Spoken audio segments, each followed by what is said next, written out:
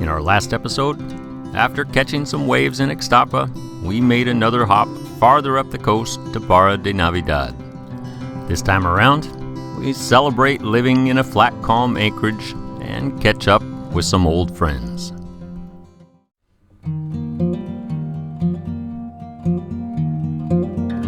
The anchorage in the Barra de Navidad lagoon could be the flattest, calmest, most comfortable anchorage in all of Mexico.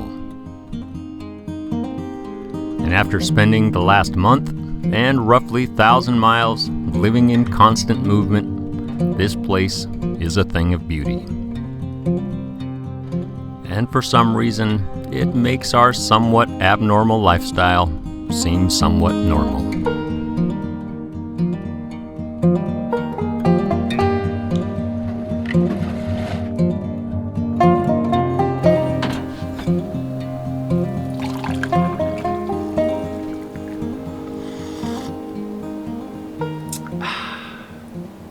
Good morning.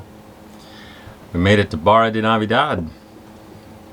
It's pretty great. It's flat calm in here.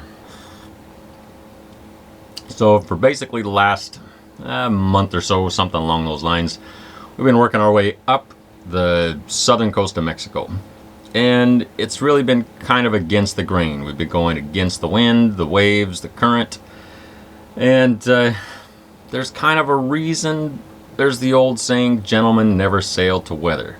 Going upwind, it's uncomfortable at best, and we've been doing it for basically the last 1,000 miles. So, we're gonna hang out here for a while, and it's kind of a nice place to hang out. Beyond just the anchorage being flat calm, this is probably one of my favorite stops in all of Mexico. I've got a lot of favorites, I've said it before, but this is one of them. It's just a cute little town. There's lots of stuff to do here, great food, and probably best of all, this is sort of a region where a lot of cruisers congregate this time of the year. Just pulling into the anchorage, we see familiar boats, and that's pretty nice. But being that this is kind of a hub for cruisers this time of year, we'll meet lots of new friends. And we like people. Some of our best friends are actually people. So we're going to hang out here until the weather turns to come out of the south. We'll ride that north up into the Sea of Cortez, and we'll continue on. But that means that'll put us in this region for probably about a month or so. Give or take. Who knows? As soon as the weather shifts, we'll be out of here, moving farther north. But until then, we're going to enjoy ourselves. And then right on cue, the French baker pulled into the anchorage. 5 days a week, this guy brings fresh baked goods all the way out to your boat. You have a good day. Voila. Sounds like a plan. Thank you. Thank you so much. Yep, this place is pretty great. Look what we just got. Baguettes. If you watch these videos for a while, then you probably know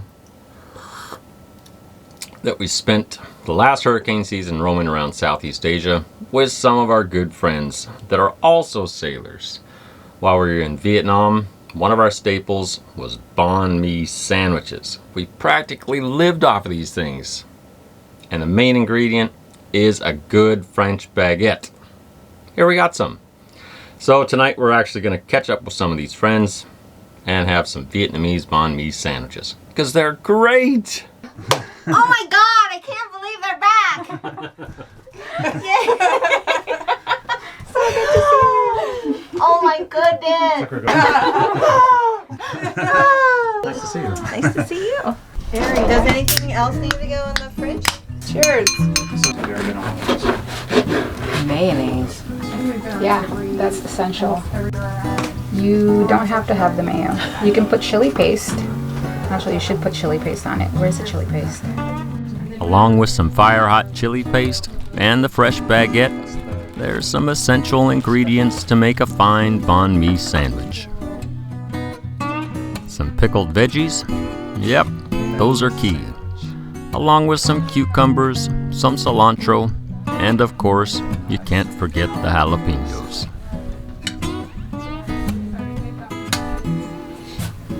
There you go. Nice job. I can't lie, we love ourselves some good food. But a lot of times, that good food is just a reason to hang out with some good friends. It's about...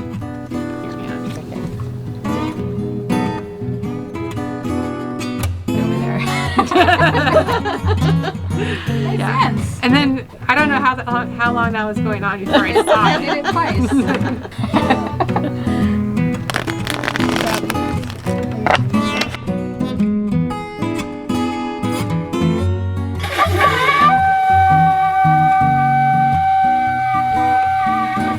It sounds like an elephant. It does. It's really hard when I laugh.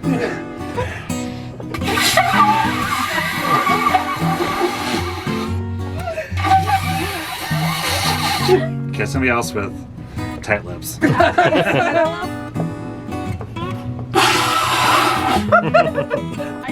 don't know how you did it. I'm not sure actually. After a pretty fun night of eating and friends, the next morning we rounded up the troops and we were off to Secret Beach. And I'm serious, don't tell anyone. And from the anchorage, it's a couple of mile walk to Secret Beach. But this isn't it. To get there, you gotta go up and over the rocks.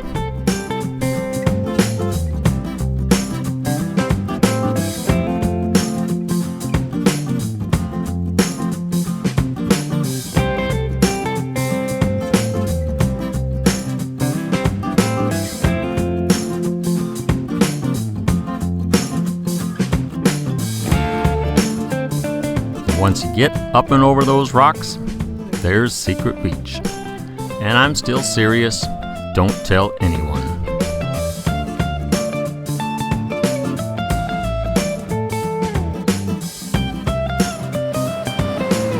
Not only is this place a hidden gem with some great scenery, it's also a perfect place for a nice, refreshing swim.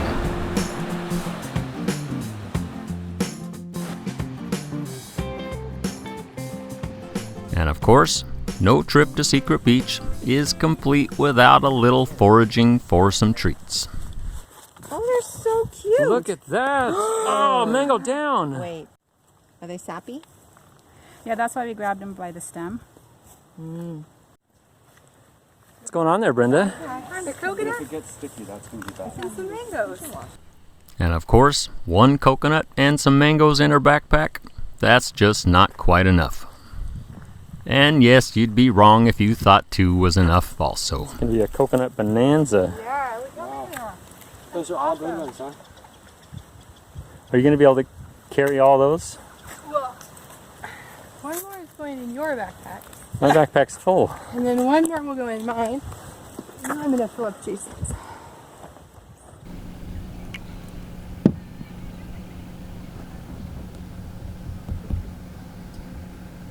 Today is Patch the Dinghy Day. We've had this dinghy for about 7 years, and it's had a bit of a rough life with us. I can't tell you how many rocks, barnacles, piers, whatever. We've drug it over a lot of stuff, and it hasn't really liked it. I think I've got 8 or 10 patches in it, and every year, even though it's patched up, one of the patches needs to come off and get redone. This one right here, it's got a bit of a leak. So every morning when we use the dinghy, we gotta pump it up. Lasts for about a day. Gotta pump it up the next day. Taking care of it. No more pumping every day. So to do this patch, I'm reusing the old one. It's double-sided. Don't have any fresh stuff. So we're gonna reuse this, just sand it up, clean it up really well, and we're gonna sand off the glue on the actual Hypalon tube and re-glue it, because this is what we got. Glue. This is a 1-part Hypalon glue. This is all I've got left. Hopefully it's enough. So to patch this, it's pretty simple. You put some glue on the tube, on the patch, smear it around, just a thin layer. Let it sit for about a half an hour till it sets up a little bit, gets tacky. Come back, do another thin layer on both sides. Let that sit for about 5 minutes. Squish them together as hard as you can, and then let it sit. And that's it. Tomorrow we'll pump this thing up. It'll be good as new, at least until next year, until we have to do it again.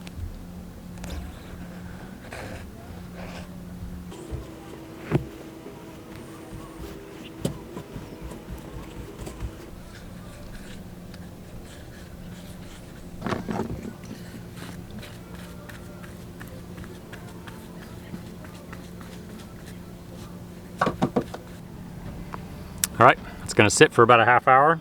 We'll come back, put another thin little layer on it, let that sit for 5 minutes, squish them together, call it a day. And while I was working on the dinghy, Brenda was working on a big old pile of coconuts.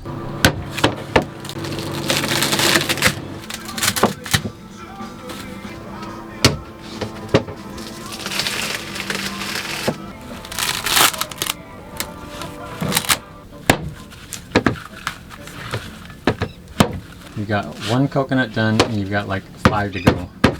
What's your point? It's gonna be delicious. And it's not even hot out here.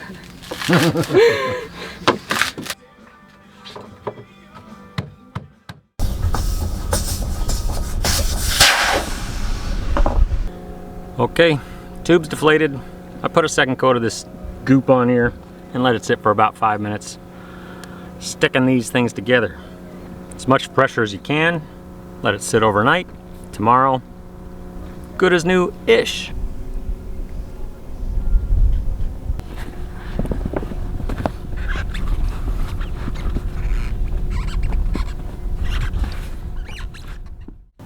So for coconut milk, you obviously open the coconut, but it has to be a mature coconut.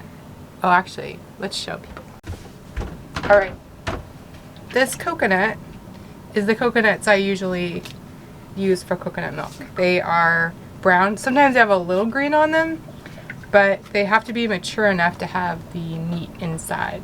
So the green ones are have water in them for drinking, but they don't have enough meat in them to make coconut milk. So you wait for them to be matured. They still have to actually have some water in it. I don't know if you can hear that. So that means it's ready to go. So to make coconut milk, you remove the meat from the coconut, and then I chop it up into small pieces, and then I'll soak those small pieces in hot water, and I soak about a cup and a half of water per coconut. It soaks for about an hour. After I soak the coconut, I then blend the coconut and the water and strain it out using cheesecloth and a strainer.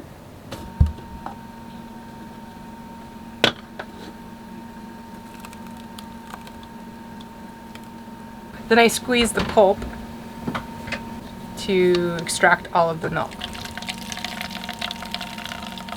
With the remaining pulp, I'll make coconut flour. And there you have some fresh, delicious coconut milk. And all that pulp, it'll go outside to dry out in the sun and become coconut flour.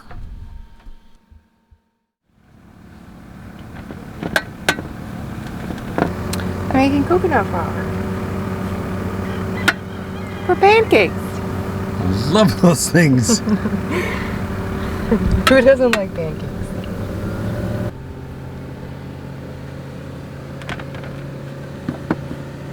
It has to dry in the sun How long is it going to dry for? until it's dry. Yeah, that was a dumb question. I know. That's the answer. It just has to dry until it's dry. This one's almost dry. It's almost done. See? The next morning, it was time for the big test to see if our dinghy would hold air.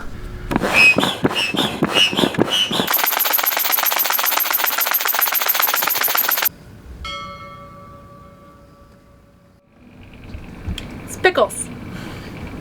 It's coconut milk. Coconut milk, coconut cream. What are you going to make with this stuff? Pina coladas. What's going in your pina coladas? Star fruit. Mango. pineapple, and coconut milk. And then all that's needed is a good strong breeze in the anchorage and a couple of dinghies full of friends who will most likely bring over a boatload of snacks. Well, he just made it. Oh man, Hi. taking over my Chicken spot already. enchiladas. Have you ever seen one of these? Star fruit. Oh my god. Yes. That looks like ice cream. Oh, really? So we weren't that hungry. Yum. But Vanessa. Maybe balances that way, but can't wait. And to top these things off, of course you gotta have some of Brenda's freshly toasted coconut. You guys usually down? Cheers to the virgins of the world. These girls know what they're doing. If you want more rum in it, let us know. Okay. I probably will. Yeah, Want more rum in it? I think I'm being conservative. Oh So boy. this, learned about it in El Salvador. And it's a Nicaraguan rum, but it's really good. You can get a bottle of this for like $7 in El Salvador. Double fisted. What? Cheers. Cheers. To the mofo. Yay! Clinky, drinky. But that's about it for this episode. Thanks for watching. We'll see you next time.